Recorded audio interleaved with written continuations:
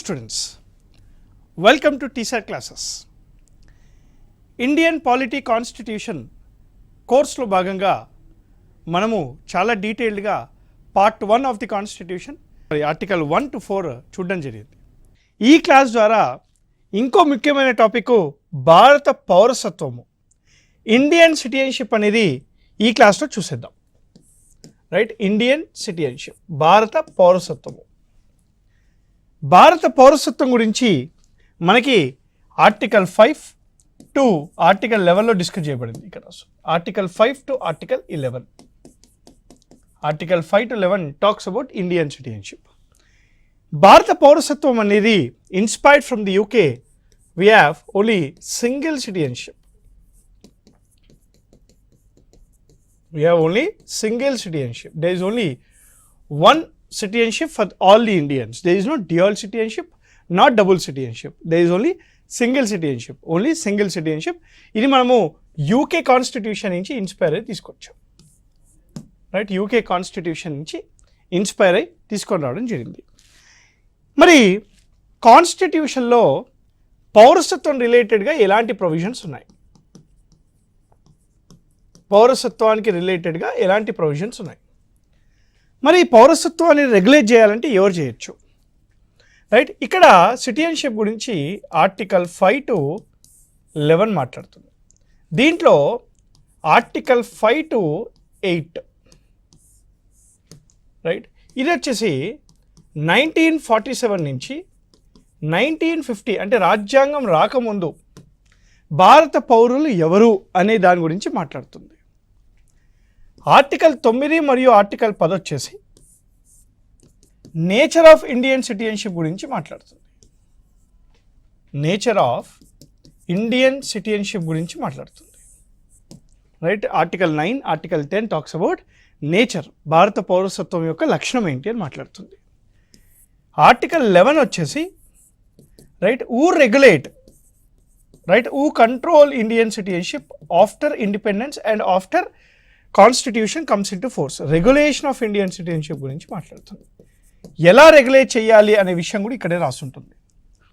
Right, ఇక్కడ మనము పౌరసత్వం సంబంధించి ఆర్టికల్ 5 to 11 ఏదైతే పార్ట్ 2 ఆఫ్ ది కాన్స్టిట్యూషన్లో రాస్తుందో, పార్ట్ 2 ఆఫ్ ది కాన్స్టిట్యూషన్లో రాస్తుందో, ఇది 3 కేటగిరీస్గా డివైడ్ చేయొచ్చు. కేటగిరీ 1 వచ్చేసి ఆర్టికల్ 5 to 8. ఆర్టికల్ 5 to 8 వచ్చేసి రాజ్యాంగం అమల్లోకి వచ్చే ముందు, దేశానికి స్వాతంత్రం వచ్చాక ఆ మధ్యలో చాలా గందరగోళాలు జరిగాయి.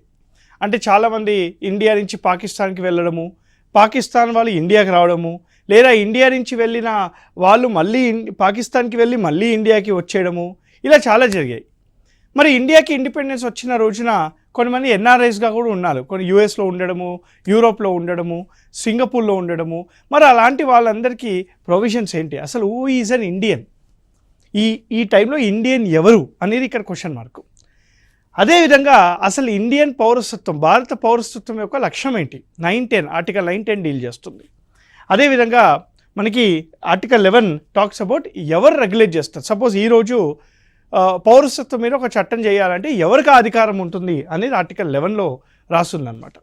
మీకు ఆర్టికల్ 5 to 11 డీటెయిల్గా చూసే ముందు ఒక చిన్న విషయం చెప్పి దాని తర్వాత అసలు ఆర్టికల్ 5 to 11లో ఏముందో చూద్దాం. ఆర్టికల్ 5, 6, 7 and 8 ఈ 4 ఆర్టికల్స్ యొక్క డిఫరెన్స్ ఫస్ట్ గమనించండి. ముందుగా ఇందాక చెప్పినట్టు 1947 నుంచి 1950 మధ్యలో, 1947 నుంచి 1950 మధ్యలో ఈ ఆర్టికల్స్ అనేవి, రైట్, ఈ ఆర్టికల్స్ అనేవి మాట్లాడతాయి. హూ ఈజ్ అన్ ఇండియన్ గురించి మాట్లాడుతుంది. అసలు ఈ ఆర్టికల్స్ యొక్క డిఫరెన్స్ ఏంటి? ఆర్టికల్ 5 దేని గురించి మాట్లాడుతుందంటే, article 5 talks about citizenship by domicile. Domicile అంటే రెసిడెంట్. డామసైల్ అంటే రెసిడెంట్, ఎక్కడ నివసిస్తున్నారో దాని ప్రకారంగా పౌరసత్వం రావడము. Article 5. Article 6 talks about right, those citizens migrated from Pakistan. It talks about those people migrated from Pakistan.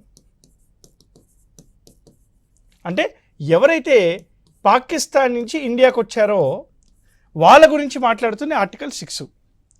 Article 7 talks about reverse migration.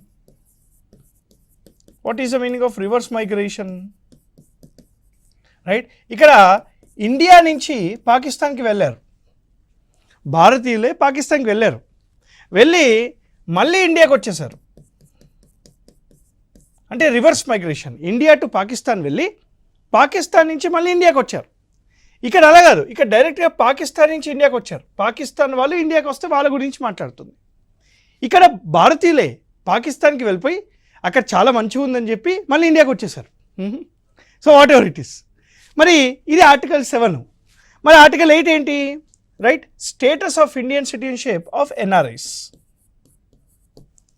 Right, NRIs non resident of India యొక్క status ఏంటి అంటే, దేశానికి స్వాతంత్రం వచ్చినప్పుడు ఇండియన్ ఎన్ఆర్ఐస్ చాలామంది ఉన్నారు, వాళ్ళు భారతీయులుగా కంటిన్యూ చేయాలంటే ఏం చేయాలి? ఇక్కడ మనకి 4 ఆర్టికల్స్ ఉన్నాయి. There are 4 articles which talks about this. Article 5 says that it talks about citizenship by domicile. 6 talks about migrated from Pakistan. 7 talks about reverse migration, అంటే ఇండియా టు పాకిస్తాన్ వెళ్ళి పాకిస్తాన్ నుంచి మళ్ళీ ఇండియాకి వచ్చారు. 8 talks about NRIs. రైట్, ఇక్కడ మీరు 2 dates చెప్తా, ఆ 2 డేట్స్ గుర్తుపెట్టుకోవాలి. జూలై 19, ఇక్కడ వచ్చేసి మార్చ్ 1. ఈ 2 డేట్స్ గుర్తుపెట్టుకోండి. రైట్, ఇవన్నీ ఏంటంటే కీవర్డ్స్, ఈజీగా అయిపోతుంది మీకు. జూలై 19, మార్చి 1. ఓకే, ఇప్పుడు మనము ఆర్టికల్ 5, 6, 7, 8 డీటెయిల్గా చూద్దాం. Now article 5. ఆర్టికల్ 5 ఏమంటుంది sir? Citizenship at the commencement of the constitution. Citizenship at the commencement of the constitution. Any person who is born in India, any person who is born in India at the time of January 26th, 1950 is automatically called an Indian. Is automatically called an Indian. ఇది చూడండి, at the commencement of this constitution, every person who has is domicile అంటే residence, domicile అంటే residence, ఎవరైతే భారతదేశంలో నివసిస్తూ ఉన్నారో వాళ్ళు ఆటోమేటిక్గా ఇండియన్స్ అవుతారంట. Right, any person who is resident in India is automatically called an Indian. అయితే who was born in the territory of India or either of whose parents were born in the territory of India, or who has been ordinarily residing in India for not less than 5 years preceding the commencement of this constitution is automatically called an Indian. For example, right, article 5 ఏమంటుంది? citizenship by resident. citizenship by resident. ఏదైనా ఒక వ్యక్తి జనవరి 26, 1950 నాటికి భారతదేశంలో reside అవుతున్నాడో ఇతన్ని ఆటోమేటిక్గా Indian అనాలి. అయితే ఇతని యొక్క పేరెంట్స్ కానీ ఇతని యొక్క పేరెంట్స్ ఇండియాలో నివసిస్తూ ఉండాలి, లేదా ఇతను 1950 ముందు ఒక 5 సంవత్సరాల నుంచి ఇండియాలోనే నివసించాలి. When any person is residing in India for not less than 5 years before the commencement of the constitution is automatically called an Indian. అంటే మన తాతలు ముత్తాతలు అనమాట, వాళ్ళు ఆటోమేటిక్గా ఇండియన్స్ అవుతారు కదా. వాళ్ళు పాకిస్తాన్ నుంచి ఏం రాలేరు, వాళ్ళు ఇండియాకి వెళ్ళి పాకిస్తాన్ నుంచి మళ్ళీ రాలేదు, ఇక్కడే పుట్టి ఇక్కడే పెరిగారు, వాళ్ళు ఆటోమేటిక్గా ఇండియన్స్ అయిపోతారు అనమాట. అదే article 5. Now what is article 6? Article 6 అంటుంది, it talks about right migration from Pakistan. Migration from అంటే పాకిస్తాన్ నుంచి ఇండియాకి వస్తే వాళ్ళు ఇండియన్స్ అవుతారా, ఎలా అవుతారు ఒకసారి వినండి, మళ్ళీ ఎక్స్ప్లెయిన్ చేస్తాం. Right of the citizen of certain persons who have migrated to India from Pakistan,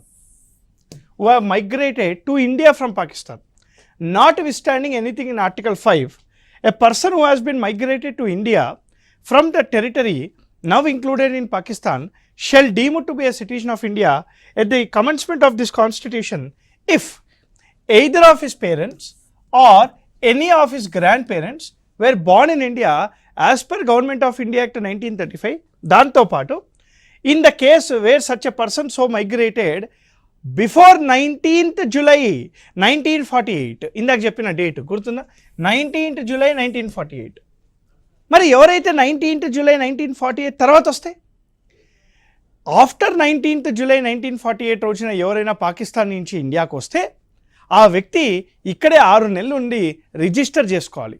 అప్పుడు ఈ will continue as N Indian అని అంటుంది ఆర్టికల్ 6. ఇదిగోండి, in case where such a person so migrated on or after 19th of July 1948 before 1950 January 26th, he has to be in India for 6 months and register himself as an Indian అని చెప్తుంది.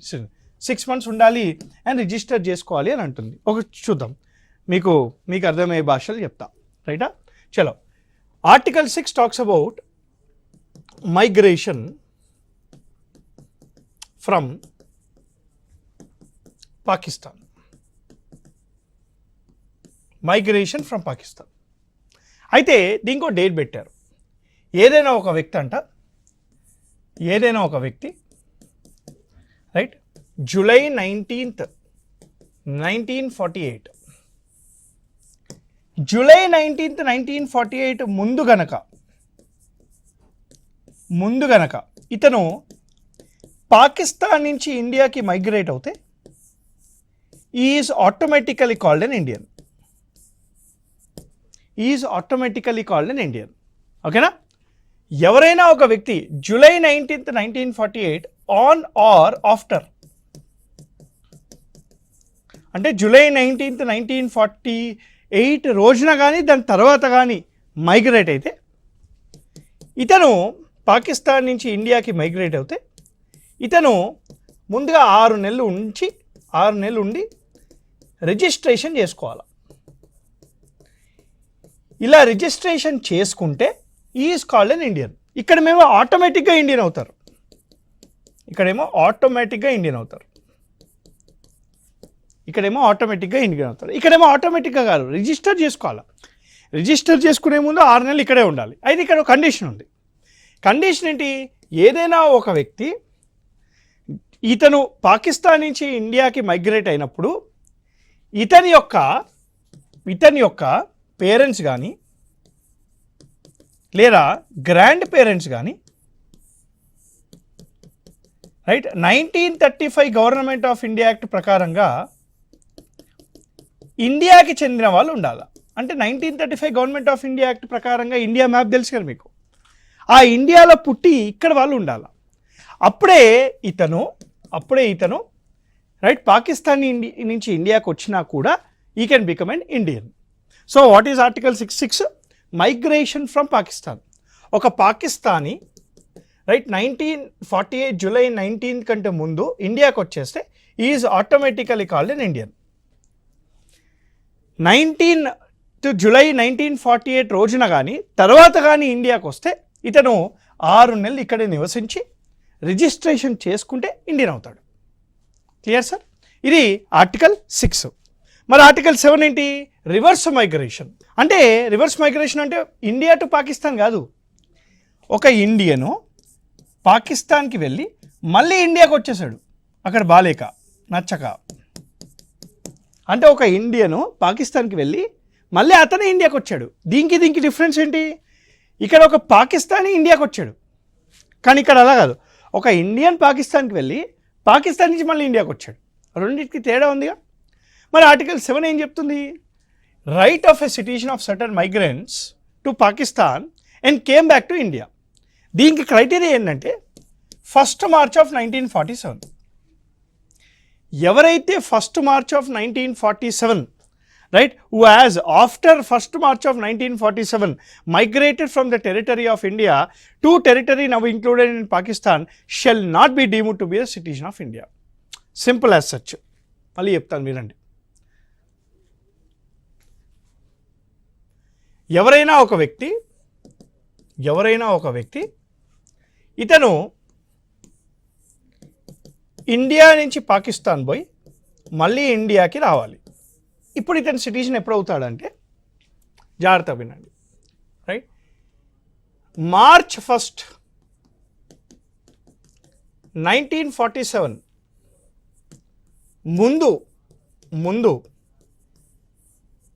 ముందు ఇతను ఇండియాకి వస్తే, right, ఇండియాకి వస్తే is automatically called an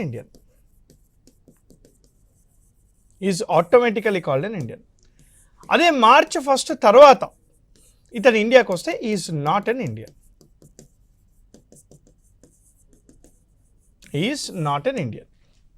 simple as such. ఇది Article 7 of the Indian Constitution. Now what is Article 8? NRI. Article 8 talks about NRIs at the time of the commencement of the Constitution. Right of the citizen of Indian origin residing outside India, NRIs. Notwithstanding anything in Article 5, any person who are either of whose parents or any of whose grandparents were born in India as per Government of India Act 1935 and who is ordinarily residing in any country outside India as so defined, right, shall be deemed to be citizen of India if he has been registered as a citizen by the diplomat or a consular representative India in that country, right, where he is from the time being residing on an application made by him there for such diplomat or consular, right, representative where before, on or after the commencement of this constitution in the form of the manner prescribed by the government of India, right. ఇక మీకు నాకు తెలుసు ఇది మొత్తం ఇలకత్త మఫియా ఉంటారని చెప్పి నేను చెప్పింది నేను జాగ్రత్త, ఈజీగా ఉంటుంది, ఏం లేదు. ఇక January 26th, 1950, ఈ January 26th, 1950 కంటే ముందు ఎవరైతే Indians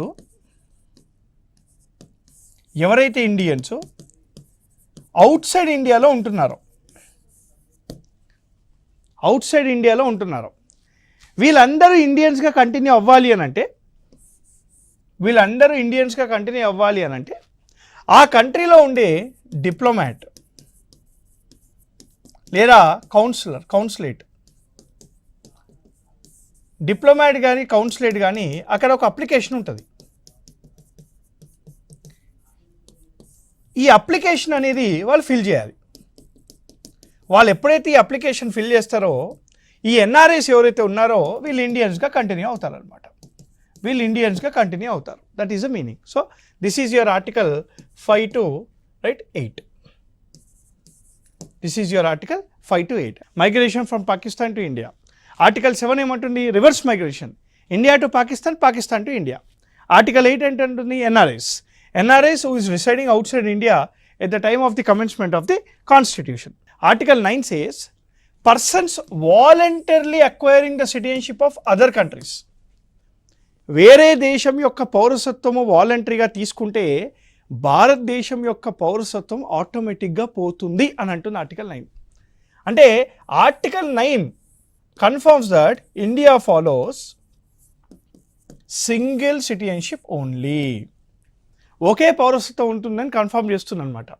persons voluntary acquiring citizenship of foreign countries not to be the citizen, no person shall be citizen of India by virtue of Article 5 or be deemed to be the citizen of India by virtue of Article 6 or Article 8 if he has voluntarily acquired the citizenship of foreign states.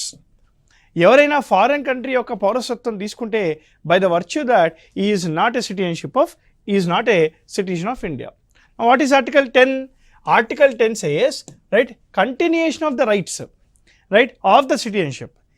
Every person who is or is deemed to be a citizen of India under any of the foregoing provisions of this part shall subject to provisions of the law made by the parliament.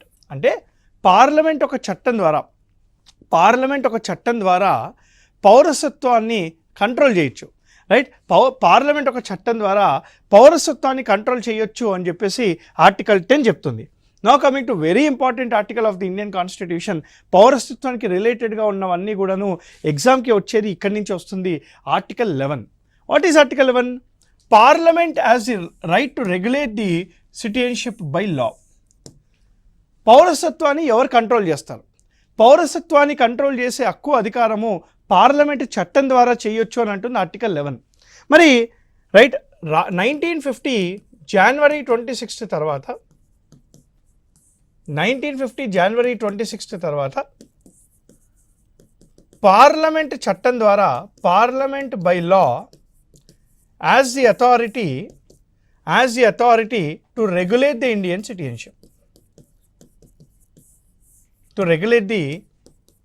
Citizenship, అని ఏ ఆర్టికల్లో రాస్తుంది? Article 11లో రాస్తుంది. మరి ఏదైనా చట్టం చేశారా sir అంటే yes. Right, పార్లమెంట్కి ఈ ఆర్టికల్ ద్వారా వచ్చిన హక్కుని యూజ్ చేసుకొని భారత పౌరసత్వ చట్టం ఇండియన్ సిటిజన్షిప్ యాక్ట్ 1955 తీసుకొని వచ్చారు. Indian citizenship act 1955 was passed by the parliament in accordance with article 11 of the Indian constitution. భారత పౌరసత్వ చట్టం ద్వారా ఒక వ్యక్తి పౌరసత్వాన్ని అంటే ఇండియన్ పౌరసత్వాన్ని తీసుకోవాలంటే 5 రకాలుగా తీసుకోవచ్చు. There are 5 ways to acquire. The citizenship. పౌరసత్వాన్ని వదిలేయాలి అంటే 3 ways to terminate the Indian citizenship. There are 3 ways to terminate the Indian citizenship and 5 ways to acquire the Indian citizenship. Now, what are the 5 ways to acquire the Indian citizenship as per Indian Citizenship Act of 1955? The first one is called by birth. The second one is called by registration.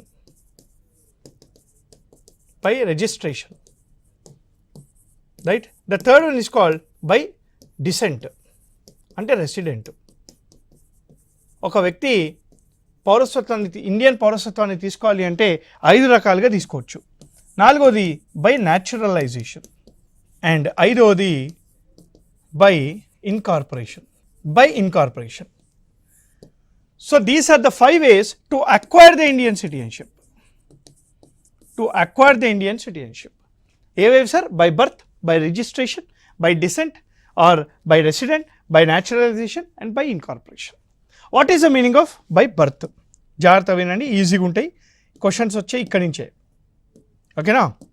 What is by birth? Any person born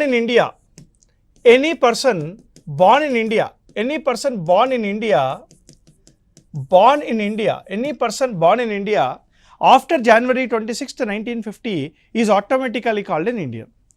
ఎవరైనా వ్యక్తి 1950 జనవరి 26 తర్వాత ఇండియాలో పుడితే ఇతను ఆటోమేటిక్గా Indian అవుతాడు.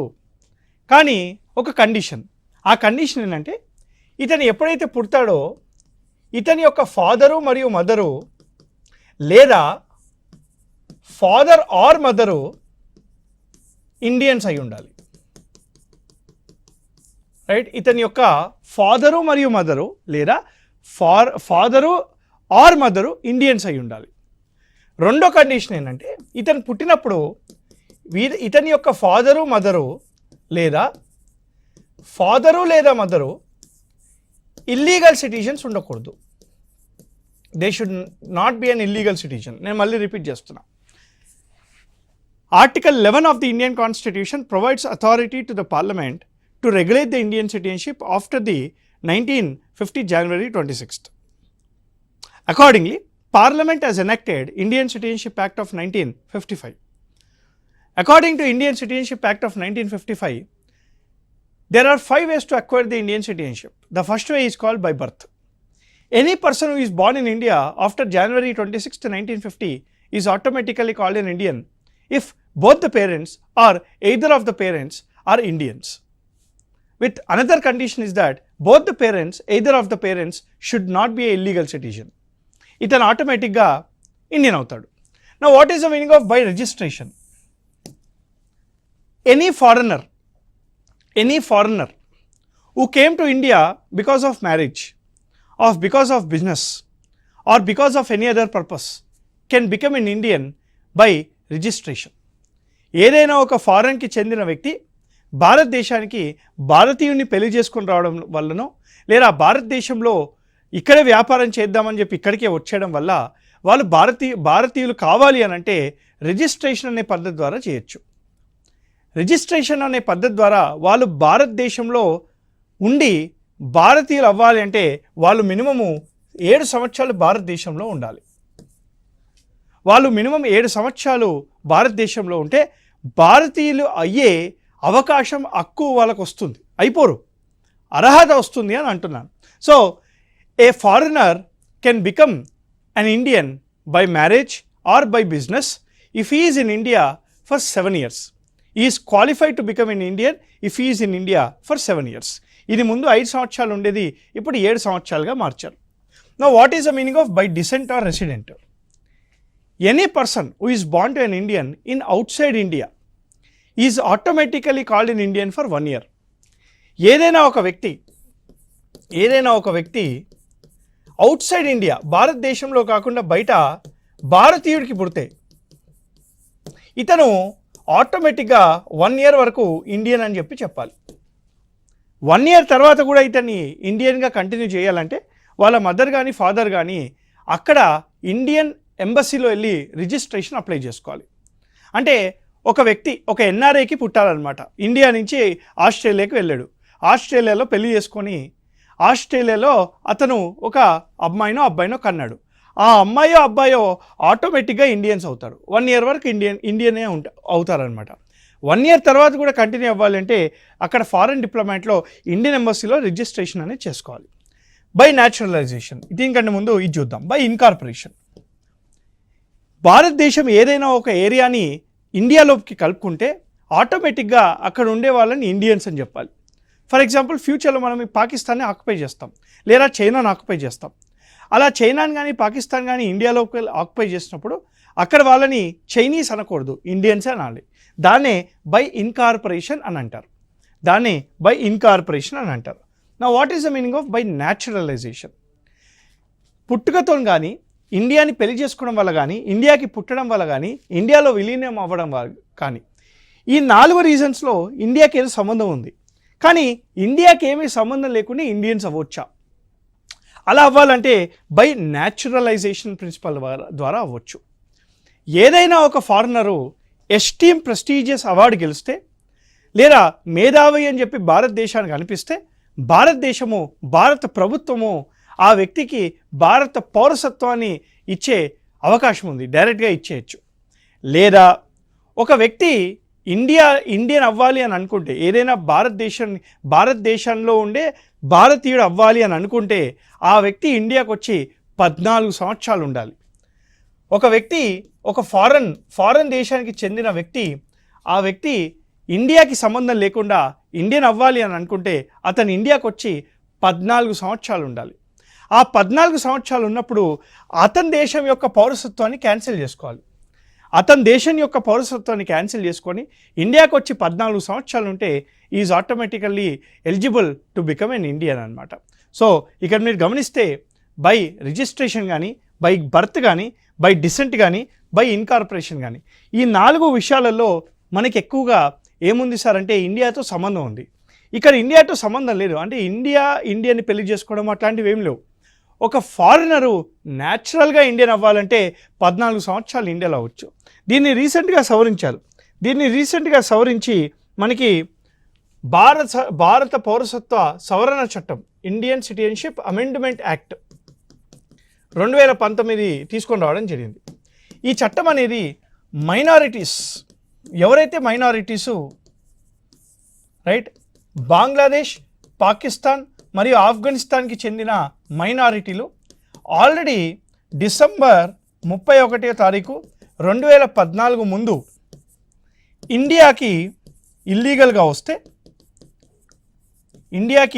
వస్తే వీళ్ళు భారతీయులు అవ్వాలి అని అంటే వీళ్ళు ఖచ్చితంగా 14 సంవత్సరాలు ఏం అవసరం లేదు, రైట్ 5 ఇయర్స్ ఉంటే సరిపోతుంది. 5 ఇయర్స్ ఉన్నట్టు ప్రూవ్ చేస్తే they can become an Indian అనమాట.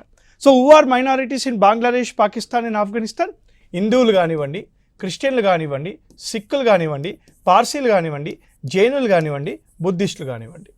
అంటే ఈ మైనారిటీలు ఎవరైతే ఉన్నారో వీళ్ళు మన పాకిస్తాన్, ఆఫ్ఘనిస్తాన్, బంగ్లాదేశ్కి చెందిన వాళ్ళు ఇండియన్స్ అవ్వచ్చు అనమాట.